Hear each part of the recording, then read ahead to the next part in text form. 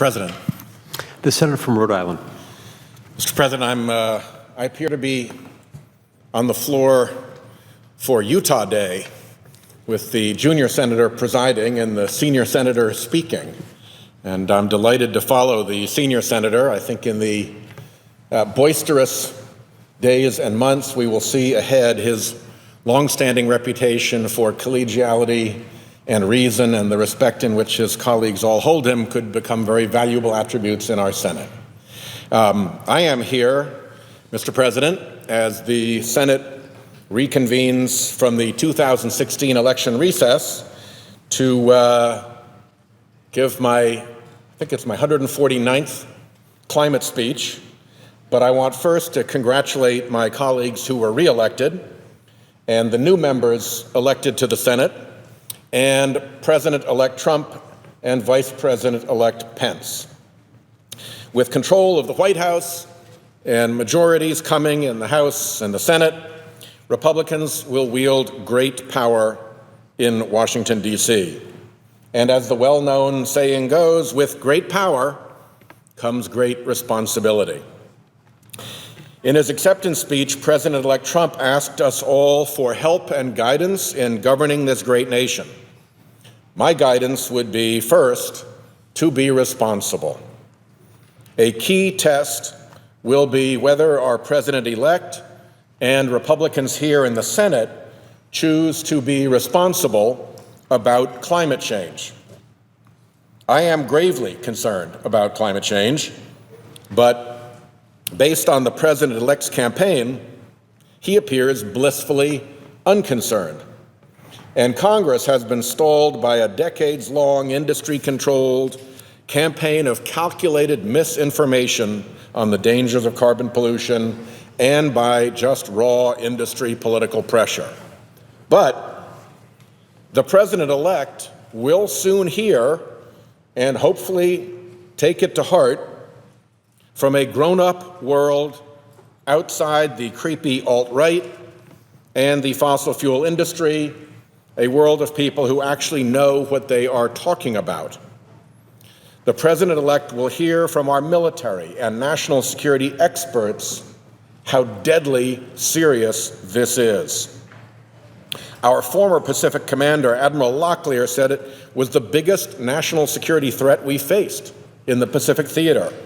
To use Admiral Locklear's exact words, climate change is probably the most likely thing that is going to happen that will cripple the security environment, probably more likely than the other scenarios we all often talk about.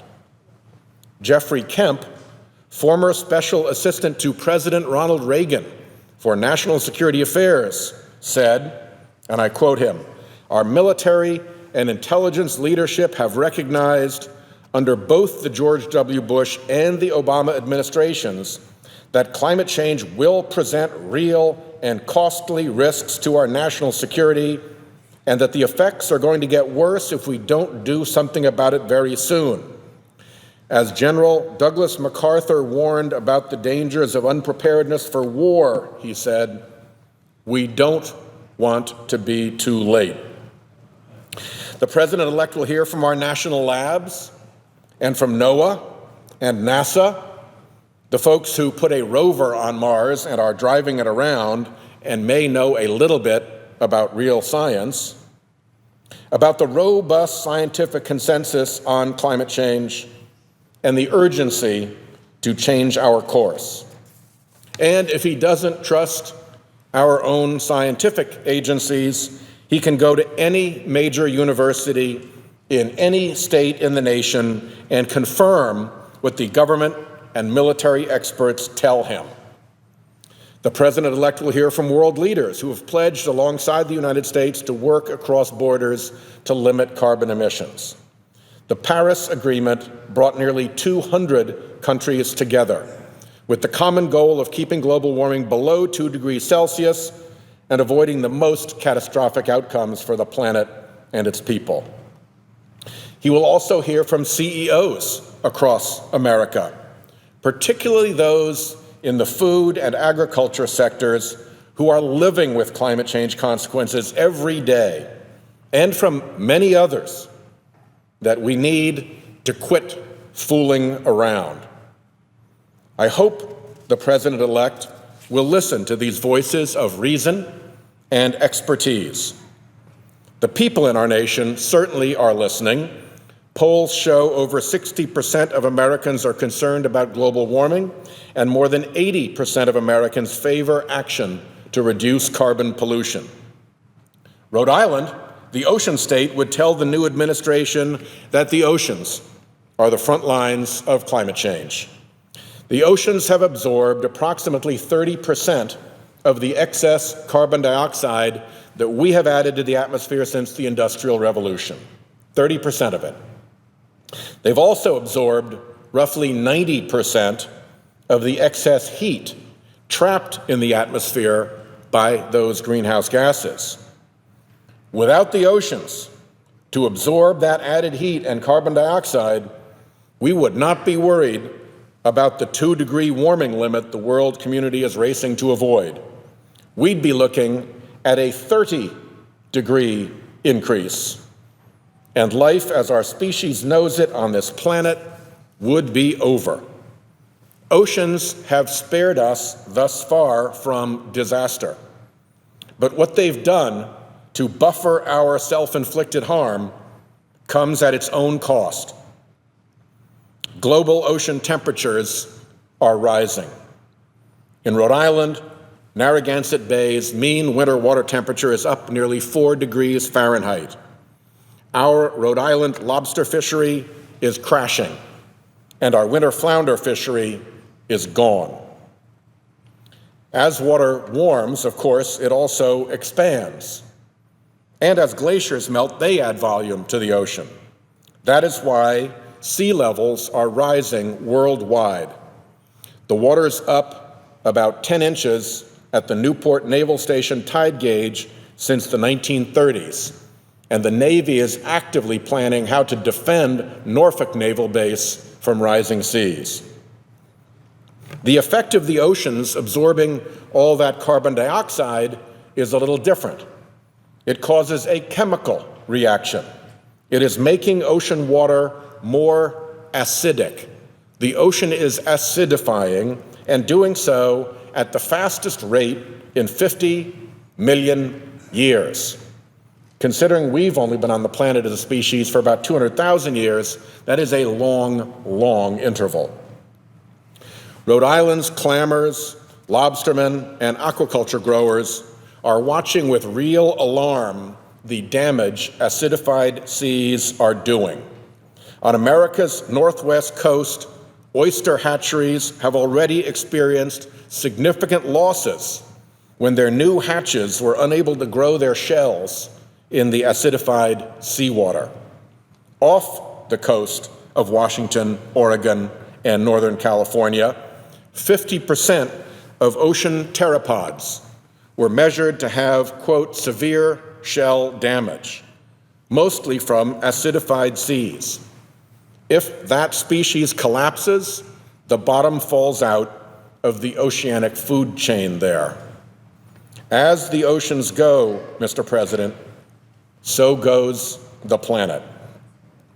It is my sincere hope that President-elect Trump will feel the call of history, of reason, and of patriotism to live up to the awesome responsibilities he now will bear. The 22nd session of the Conference of the Parties to the UN Framework Convention on Climate Change, so-called COP22, is now taking place in Marrakesh, Morocco.